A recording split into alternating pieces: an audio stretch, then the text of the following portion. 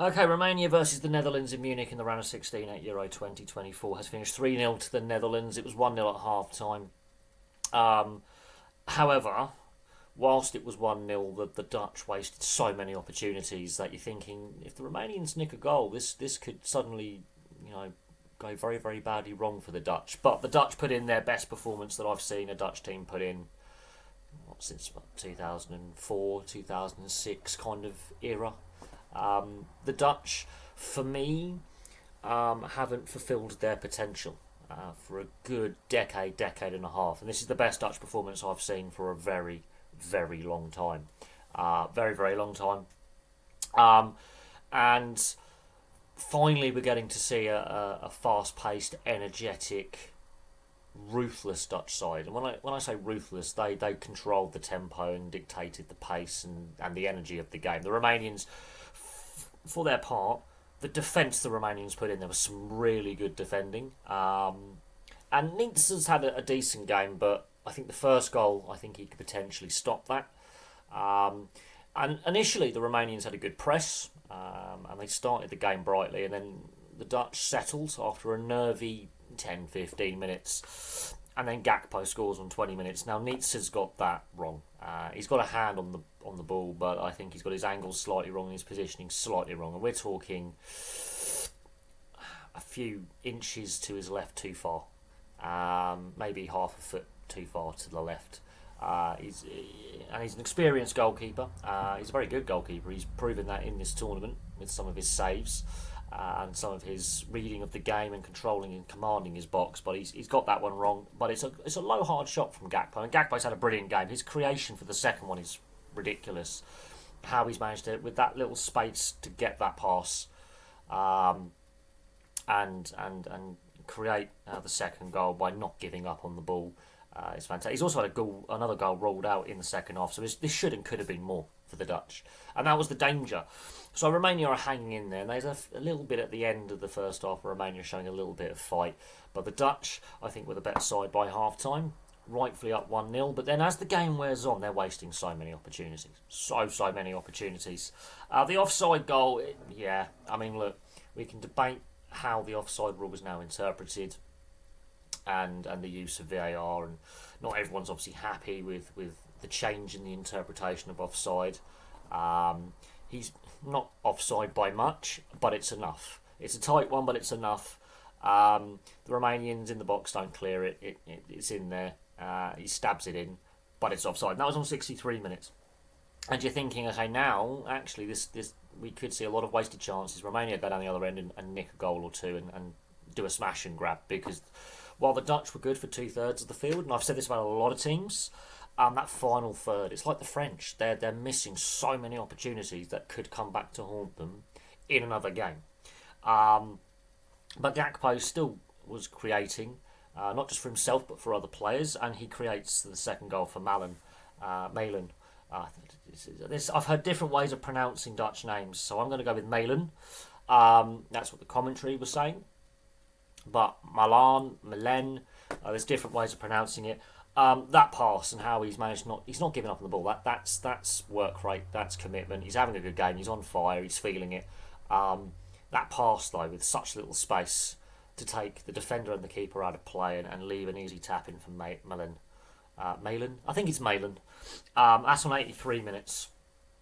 And that I think was the dagger that really killed off the Romanians, who had defended so well. They had some of their tackling. The art of tackling is not dead with this Romanian team. They brought back the art of tackling. It was like going back to the 1990s, and if you're old enough, the 80s and the 70s, because we saw actual tackles, and the referee allowing those actual tackles to take place.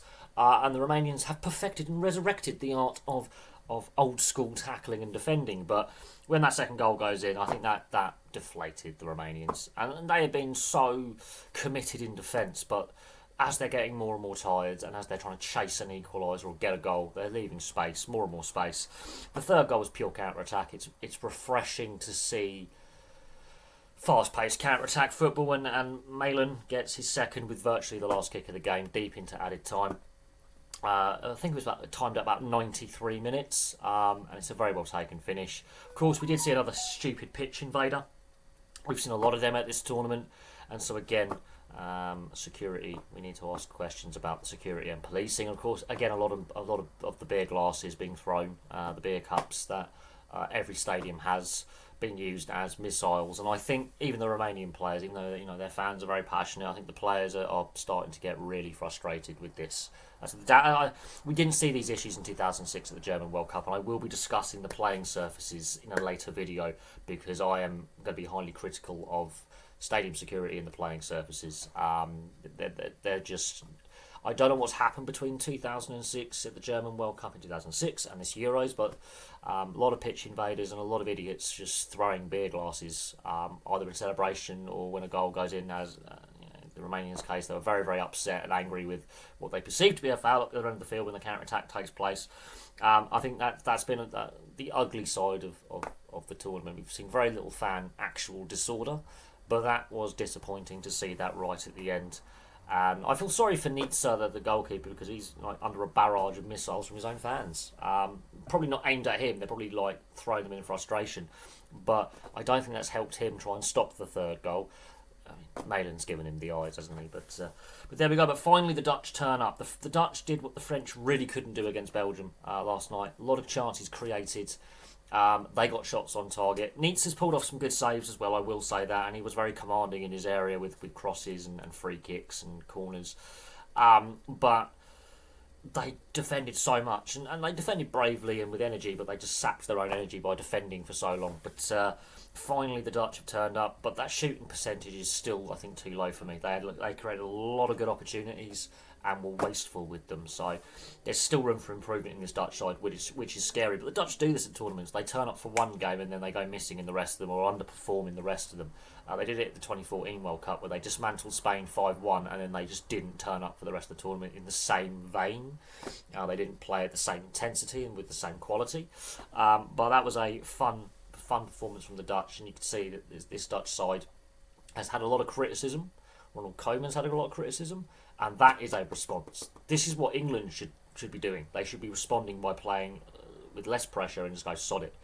We're not expecting, and just go for it and be free and free-flowing in their attack. And that was really fun to see from the Dutch today. But there we go. Thank you very much for watching. Place your thoughts in the comment section below if you watched the game. I've got a lot of Romanian friends, so they're going to be very, very disappointed to see. But the Romanians, the way they played this tournament, their style of play and their attitude to the games and the energy, the work rate and the team unity, I think is a massive positive. And this Romanian side can only get better. They've got some very, very good players. Yanis Hadji had a mixed game. You could see there was definitely, when he had the ball, he was willing to take players on and create, but he was exposed occasionally defensively at times in his own third. In the midfield, he was quite good defensively, and with the press he was quite good, but when the play was a bit stretched, he got a bit exposed. But he's a great young player. Of course, his father was a legend. It's Hadji's, it's the son of Hadji, so he's got a bit of pressure on him, but I think he's quite a good player. And in fact, there's quite a few decent Romanian players who are quite young in this side who I think will have quite good careers at both club and international level. So there we go. Thank you very much for watching, and I will have some more content for you guys very, very soon.